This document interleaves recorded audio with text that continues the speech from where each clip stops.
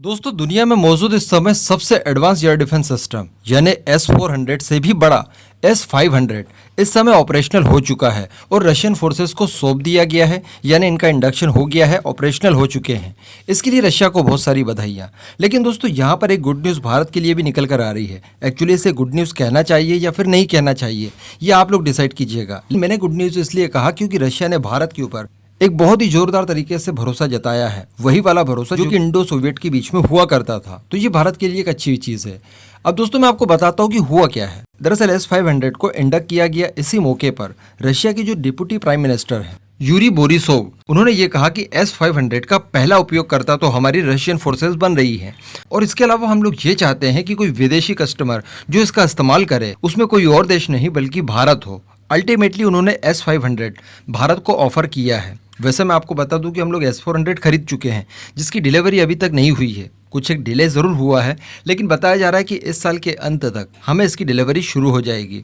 तो कुल मिलाकर अभी S-400 भी आपके हाथों में नहीं आए, लेकिन आप S-500 की डील रशिया के साथ कर लीजिए, और वो भी उसकी मुंह मांगी कीमत पर। जी हाँ, मुंह मांगी कीमत इसलिए बोल रहा हूँ क्योंकि रशिया ने S-400 बेचते वक्त भी अपनी मुंह मांगी कीमत ही भारत से वसूल की थी, लेकिन फिर भी भारत को वो एक बार फिर से S-500 बेचना चाहते हैं। अब दोस्तों, यहाँ पर आप कई सारे पॉइंट ऑफ व्यू से सोच सकते हैं। एक तो ये कि पहले बताया जा रहा था, दुनिया भर के एक्सपर्ट ये कह रहे थे कि S-500 का पहला विदेशी ग्राहक कोई बनेगा तो वो होगा चाइना।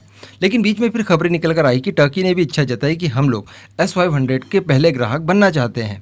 लेकिन ऐसी परिस्थिति में अगर भारत को ये ऑफर दे देना तो कहीं ना कहीं कॉम्प्लीमेंट तो बनता है कि रशिया की नज़रों में भारत नो डाउट एक अच्छी पोजीशन रखता है। जो बीच में खबरें निकल कर आई थी कि कुछ मतभेद हो चुके हैं, वहाँ पर कहीं ना कहीं पूर्ण विराम लगता सा दिखाई दे रहा है। इसके पीछे वहाँ के डिप्टी प्राइम मिनिस्टर ने एक बात ये भी कही कि हम लोग चाहते हैं कि कोई ऐसी कंट्री इसे खरीदे जो कि हमारे लिए बहुत ज़्यादा भरोसेमंद हो, यानी हम हर किसी कंट्री को नहीं बेचने वाले हैं।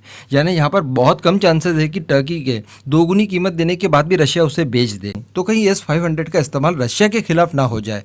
इस बात का ध्यान रखकर ही वो लोग विदेशी ग्राहक को चुनेंगे, जिसके लिए उन्होंने भारत को चुना है। दूसरी बात दोस्तों, उसने अमेरिका की तरफ जाते हुए भारत को कहीं ना कहीं रोकने की भी एक कोशिश की है।